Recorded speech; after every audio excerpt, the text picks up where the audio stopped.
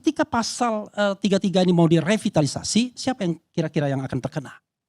Mereka-mereka yang selama ini menikmati kue terbesar dengan para komprador di seputar kekuasaan. Dan itulah yang namanya korupsi atau mafia sesungguhnya. Ada pengusaha besarnya yang mendapatkan privilege, mendapatkan izin dan lain sebagainya, dan mereka setor kepada orang-orang di seputar kekuasaan, dan sehingga terjadilah yang namanya kerjasama dalam tanda kutip saling menguntungkan untuk mengeruk kekayaan negara. Kalau Prabowo konsisten secara internal karena dia seorang sosialis untuk menggerakkan pasal 33 ini, maka saya bayangkan akan terjadi perlawanan. Kita tantang pemerintahan Presiden Prabowo, apakah Prabowo Subianto Presiden Republik Indonesia betul-betul ingin memberantas korupsi dan menerapkan pasal 33 Undang-Undang Dasar 1945 untuk kesejahteraan kita semua, ataukah itu hanya politik pencitraan untuk 2029. Mudah-mudahan. Ya, makasih Bang Karni ya. Setelah mendengarkan nasihat petua dari Adi Prayitno, saya kira kita sudah jadi anti klimaks. Tapi saya mau klimakskan lagi ya mengenai banyak hal ya. Jadi begini, hidup sehari-hari itu tidak seindah yang kita omongkan ya kan. Bahwa seolah-olah pemerintahan ini pemerintahan yang benevolent, baik hati, tidak akan berubah, punya komitmen dan lain sebagainya. Saya kira kadang-kadang faktor itu walaupun penting presiden, tetapi faktor bukan di presiden itu sendiri, tapi sistem secara umum. Jadi pertama mengenai bagaimana komitmen Prabowo memberantas korupsi. Menurut saya itu adalah komitmen yang sifatnya dua, eksternal dan internal. Secara internal kita harus cek betul apakah ada aspirasi yang kuat dari Prabowo untuk memberantas korupsi. Kita pakai test case misalnya. Ketika dia membangun kabinet, banyak yang kecewa, terutama mereka-mereka yang berada di garis anti korupsi. Bagaimana mungkin menteri-menteri yang terindikasi korupsi, bahkan sudah korupsi dinyatakan sebagai tersangka, bebas hanya karena peradilan, diangkat lagi. Hanya karena isunya ini turut berjasa ini untuk memuluskan jalan ke MK misalnya. Ada menteri yang 13 perindik, saya dikasih tahu orang lagi makan asik-asik, kau berhentilah jadi ketua umum partai politik ini. Kamu sudah ditetapkan sebagai tersangka. Begitu dia berhenti dari partai politik, lepas. Ya kan? Ada menteri yang mengembalikan 27 miliar karena tersangkut kasus BTS. Diangkat lagi juga. Dan di dalam kasus BTS itu gosip-gosipnya ada 3-4 menteri yang sekarang berkuasa di sini. Kemarin saya bertemu 2 hari yang lalu dengan seorang pengusaha yang mengatakan, tolong ya jangan bilang-bilang. Nanti kalau ada KPK saya akan bilang tentunya. Ini di tempat A dia menginap, tapi setorannya di tempat C kan begitu.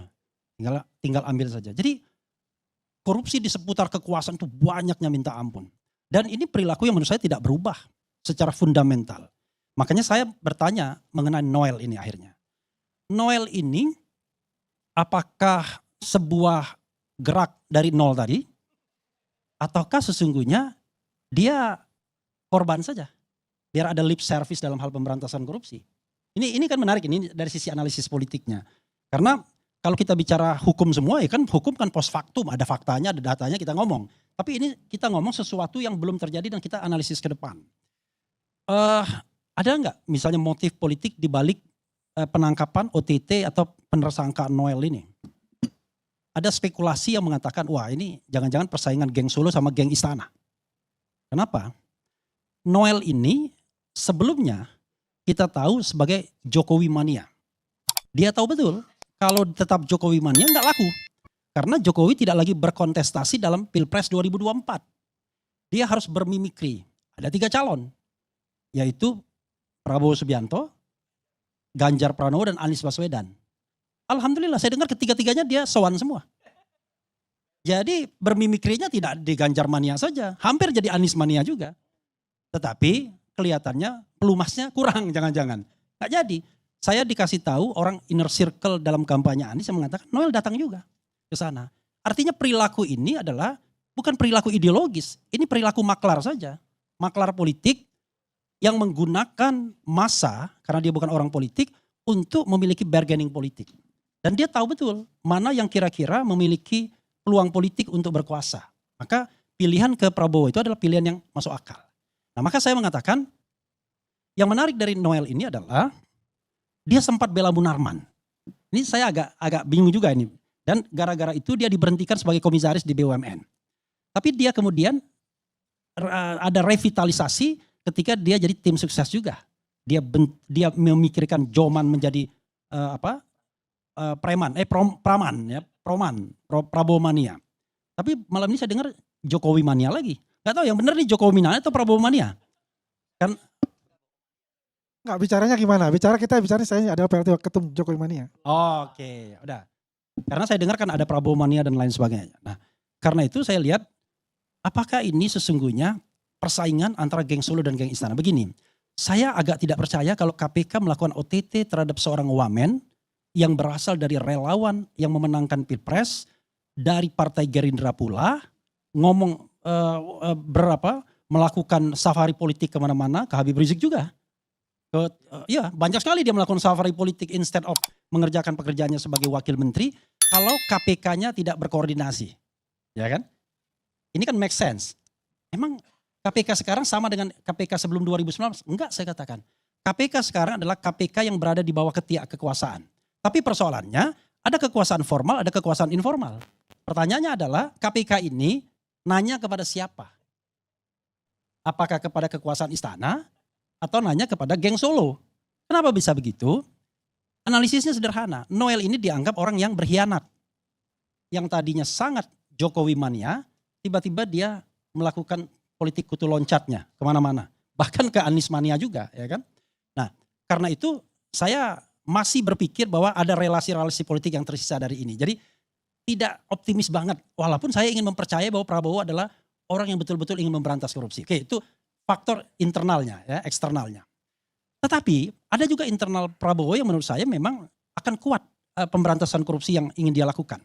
Tapi jangan salah, perlawanannya juga akan kuat. Bisa jadi perlawanan itu perlawanan massa seolah-olah massa. Begini, Prabowo itu secara ideologis adalah seorang sosialis.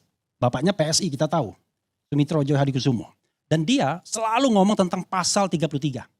Dia sudah lakukan yang namanya pengambil alihan kebun-kebun sawit yang tidak bayar pajak, yang ilegal. Dan dia sudah sedang mengkaji pertambangan.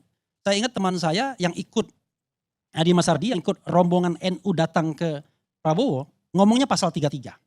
Bumi, air, dan kekayaan alam yang terkandung di dalamnya dikuasai negara dan digunakan sebesar-besarnya untuk kemakmuran rakyat. Saya termasuk orang yang mendorong di revitalisasi pasal 33 itu yang tidak pernah dilaksanakan sejak zaman Orde Baru. Kita kan hanya melihat tambang itu hanya migas saja yang seolah-olah dikuasai negara. Tapi batu bara, tembaga, nikel dan lain sebagainya sangat diprivatisasi. Makanya misalnya Faisal Basri mengatakan tidak ada negeri yang setolol Indonesia. Kenapa? Nikel itu 90% buat China keuntungannya. Terakhir dia datang sebelum meninggal ke tempat saya, bukan 10% Indonesia menikmati nikel itu, pemerintah, negara. Tapi minus, karena semua pajak itu dibebaskan. Baik ekspor maupun impor. Kan kita smelter yang ada di sini, smelter China semua. Nah karena itu ketika pasal 33 ini mau direvitalisasi, siapa yang kira-kira yang akan terkena? Mereka-mereka yang selama ini menikmati kue terbesar dengan para komprador di seputar kekuasaan. Dan itulah yang namanya korupsi atau mafia sesungguhnya. Ada pengusaha besarnya yang mendapatkan privilege, mendapatkan izin dan lain sebagainya. Dan mereka setor kepada orang-orang di seputar kekuasaan. Dan sehingga terjadilah yang namanya kerjasama dalam tanda kutip saling menguntungkan untuk mengeruk kekayaan negara. Kalau Prabowo konsisten secara internal karena dia seorang sosialis untuk menggerakkan pasal 33 ini, maka saya bayangkan akan terjadi perlawanan dari mereka yang selama ini menikmati. Persoalannya kalau kita mau secara fair menganalisisnya, Jokowi di mana? Kalau seandainya ada gerakan seperti itu, apakah Jokowi akan ikut Prabowo sama-sama kemudian menegakkan marwah pasal 33 ataukah dia akan berada di sisi konglomerasi orang-orang penguasa-penguasa tambang yang selama ini menikmati tambang-tambang dan kekayaan alam yang terkandung di dalam perut bumi Indonesia. Nah ini kan menarik. Menarik untuk kita cerna dan ini akan menentukan keberhasilan pemberantasan korupsi kita. Kalau Prabowo ingin memberantas korupsi, maka menurut saya ada dua hal yang harus dilakukan. Dan itu harus radikal. Pertama, dia bersihkan kabinet dari anasir-anasir yang selama ini menikmati korupsi. Termasuk menteri yang saya bilang tadi masih korup. Barangkali tidak hanya menteri yang terkait sama Jokowi, tapi menteri-menteri yang barangkali baru diangkat, tapi juga punya punya jiwa korupsi yang sangat tinggi. Kita bisa melihat itu. Dari gaya hidup saja kita bisa melihat tuh orang itu korup apa enggak. Kita lihat Noel misalnya, enggak masuk akal kan? Ada Land Cruiser, ada mobil sport, ada motor Ducati. Padahal kita tahu sejarah hidup dia pernah menjadi ojek online dan lain sebagainya, bukan pengusaha juga. Pertanyaannya adalah dari mana uangnya? Kalau tidak dari premanisme politik seperti itu kan. Nah, tetapi jangan lupa juga pengusaha bukan berarti pengusaha tidak menggunakan kekuasaan. Ada seorang pengusaha yang pernah menjadi menteri, itu ketika dia jadi menteri, itu sahamnya melonjak dari sekitar 1 atau 2 triliun tersisa menjadi 12 triliun. Itulah juga, itu yang jauh lebih canggih di seputar kekuasaan. Apakah tidak ada menteri-menteri seperti itu? Kita cek. Kalau menteri itu masih berdagang, dia belum selesai dengan dirinya. Nah, itu satu sisi. Sisi yang lain saya ingin bicara tentang glosari saja ya, beberapa hal yang tadi disampaikan oleh teman-teman. Saya setuju relawan itu dibubarkan. Tetapi, ya kan, kalau dari sisi hukum tata negara, saya mengatakan yang wajib bubar itu adalah relawan yang mengatasnamakan Prabowo. Tidak boleh. Oh, jadi yang Prabowo saja yang dibubarkan ya? Saya akan saya akan jelaskan. Yang pertama adalah yang Prabowo. Kenapa yang Prabowo harus dibubarkan? Karena Prabowo Subianto itu belongs to the Republic of Indonesia. Belongs to the all people. Walaupun Refli Harun suka mengkritik Prabowo, tapi saya adalah rakyat Prabowo juga. Dan Prabowo adalah presiden saya juga. Kan saya mengkritiknya hanya division of labor. Hanya untuk pembagian tugas saja. Tetapi sebagai bernegara, boundary kita jelas. NKRI, Negara Kesatuan Republik Indonesia nggak boleh kemana-mana. Tetapi sebagai sebuah entitas yang ada di NKRI, ya kita bisa berbeda pandangan, berbeda pendapat, berbeda sikap. Yang penting adalah NKRI-nya yang tidak boleh hancur. Relawannya Gibran? Nah, relawan Gibranku bubar juga. Nah, ntar saya bisa jawab ya. Sebentar dulu dong. Bentar. Ya, Nggak perlu dijawab. relawan Gibran Udah jam bubar 12. juga. Karena dia belongs to the state juga, belongs to the republic. Walaupun saya tidak setuju dia jadi wakil presiden. Walaupun saya mengatakan saya tidak setuju dia wakil presiden, tapi di end of the day dia adalah wakil presiden saya juga. Tapi setuju juga pemakzulan, itu kan beda. Itu in the future, untuk masa ke depannya. Tetapi hari ini the existing dia adalah wakil presiden kita. Oke, clear ya. Besok Prabowo Subianto dan Gibran perintahkan bubarkan itu relawan yang menggunakan nama mereka yang membuat Prabowo dan Gibran menjadi kerdil. Seolah-olah mereka adalah presiden kelompok tertentu di masyarakat, bukan presiden Republik Indonesia. Itu mengecilkan. Oke. Bagaimana dengan Jokowi? Ya it's up to you lah. Cuma saya aneh, yang namanya relawan itu biasanya digunakan untuk memenangkan kontestasi politik. Setelah kontestasi politik selesai, relawan bubar. Kembali kita kepada institusionalisasi yang sudah ada. Ada yang namanya government, ada yang namanya political society di DPR, adanya civil society. Jadi peran relawan sudah selesai seharusnya ketika mengantarkan orang pada kekuasaan. Kalau relawan itu diperiksa, maka tragedi nol sangat mungkin terjadi. Apa tragedi nol? Nol bilang begini, gaji saya ini cuma 11 juta ditambah tunjangan 35 juta dalam suatu podcast. Jadi cuma 46 juta. Apakah itu cukup? Ya dicukup-cukupkan. Karena itu saya tidak mau makan mewah dan lain sebagainya. Tapi saya juga banyak pasukan, banyak teman dan lain sebagainya. Jadi gimana dong? Ya kalau kita nggak kuat nyopet kita katanya. Ternyata sebelum interview itu saya duga dia udah nyopet. Karena 3 miliar itu diberikan pada bulan Desember. Dan saya yakin podcast itu baru pada tahun 2025. Jadi udah nyopet duluan. Nah itu yang membuat kemudian kita jadi sulit. Begitu jadi komisaris karena Anda diusung oleh kelompok-kelompok tertentu dalam masyarakat, gerbong Anda di belakang langsung datang. Ada yang bilang bang, pak, bos, bro dan lain sebagainya. Semuanya minta sumbangan, minta duit dan lain sebagainya. Makanya beruntung Refli Harun. Tidak pernah HMI, tidak NU, tidak Muhammadiyah, tidak GMNI, pribadi saja. Alhamdulillah kalau fit and proper test di DPR pasti kalah saya. Karena tidak didukung oleh kelompok atau kekuatan-kekuatan apapun. Nah karena itu menurut saya kalau alasannya kita menghilangkan korupsi saya kira saya setuju untuk dibubarkan ya. Biar kemudian kalau ada orang mendapatkan jabatan negara dia bisa konsentrasi penuh. Saya bapak-bapak sekalian, ibu-ibu sekalian ya ada ibu juga di sini. Tidak ada satupun yang saya ucapkan selamat ketika teman-teman itu menjadi pejabat publik. Nggak ada.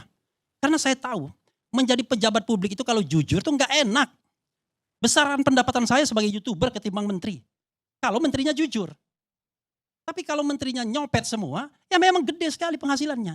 Jadi kalau ada menteri yang punya gaya hidup yang luar biasa, kita patut curigai dan mudah sekali.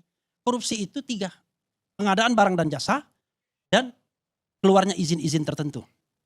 Kalau Anda misalnya ekspor import, izin untuk ekspor, izin untuk import. Ketiga, semua kementerian itu punya kewenangan menerbitkan izin dan punya kewenangan APBN untuk mengelola pengadaan barang dan jasa. Disitulah sumber korupsinya.